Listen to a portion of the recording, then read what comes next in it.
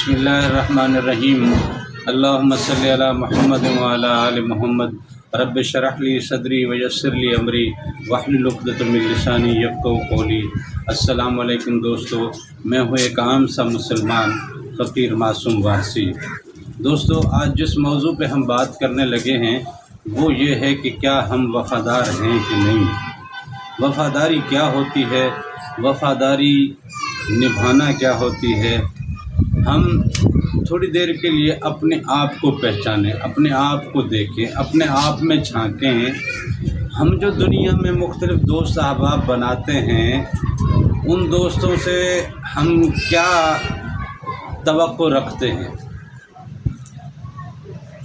जो रिश्तेदार हमारे हैं, दोस्त अहबाब हमारे हैं, संगत साथ वाले हैं, जो हमारे जान पहचान वाले हैं, जिनसे हमारे मुख्तलिफ़ ताल्लुकात रहते हैं, ज़िंदगी के मामलात में जिनके साथ हमारा उठना बैठना होता है, जिनकी खुशी गमी में उठना बैठना होता है, अपने ड्यूटी के मामलात में, कारखाने में, फैक्ट्री में, ऑफ़िस में, दफ्तरों में या कारोबार के मुख्तलिफ़ मामलात में, दुनियादारी के मुख्तलिफ़ मामलात में जिन लोगों के साथ हमारा रवैया जो है, जो हमने आज अपनाया हुआ है, अगर हमने रवैया अपने मोहब्बतों के साथ, अपने इखलास के साथ उसके साथ अपनाया है, तो पलट के हम उससे क्या चाहते हैं,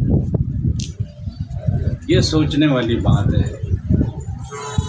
अगर हम वैसा ही रवैया अपने किसी दोस्त से चाहते हैं, उसके बदले में जो ज़रा सा हम उसके साथ मेहरबानी या नरमी या रवादारी या कोई उसके साथ कोई अच्छाई करते हैं, तो उसके बदले में अगर हम उससे वफ़ादारी चाहते हैं, उसके बदले में वैसा ही सलूक चाहते हैं, वैसा ही बिहेवियर चाहते हैं, तो ज़रा गौर कीजिए कि उस रब ने जिसने बेतहाशा नेमतें की, वो कहता है कि वइन तउद्दू नेमतल्लाहि ला तुहसूहा, अगर तुम गिनना भी चाहो तो नेमतों को गिन नहीं पाते।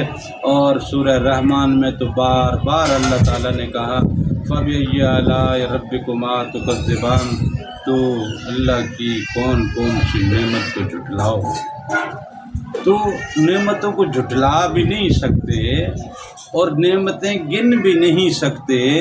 इतनी मेहरबानियाँ, इतनी मोहब्बतें, इतनी इनायतें, इतनी करम नवाजी, इतना जनाब वालहाना तौर पे चाहे जाने के बदले में मोहब्बत का और वफ़ा का तकाज़ा क्या है, वो सोचना है।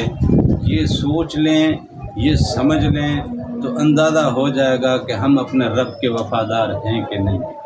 अल्लामा इकबाल ने शिकवा भी लिखा, जिसमें मुसलमानों की जानिब से शिकायत थी अपने रब से। इसी तरह फिर जवाब शिकवा में अल्लाह ने भी बता दिया कि तुम हो क्या। तो ज़रा जवाब शिकवा पढ़ के देखिएगा। उसके अलावा अगर वो नहीं भी पढ़ सकते तो अपनी ज़ाती ज़िंदगी को स्टडी कर लें, अपने ज़ाती ताल्लुकात को स्टडी कर लें, अपने ज़ाती मरासिम को और रवाबित को स्टडी कर लें। उनके साथ जो आप रवैया करते हैं वह वापस पलट के आपको कैसे रवैये की उम्मीद होती है, और अगर वैसा ना मिले तो आपका रद्द अमल क्या होता है। अब बताएं, रब के साथ आपका मामला कैसा है, आपकी उस वफ़ादारी वाले मायार का लेवल क्या है। क्या वो वफ़ादारी वाला मायार काबिल कबूल है या बिल्कुल ही बेवफाई वाला मायार अपनाया हुआ है अपने खालिक से, अपने मालिक से, जिसके पास आप हज़ारों साल, अरबों साल जिसकी सोहबत में गुजार के, जिसके आलम में गुजार के आप यहाँ दुनिया में चंद घड़ियों के लिए आए, हज़ार नेमतों के साथ आए और फिर पलट के जाना उसके पास ही है।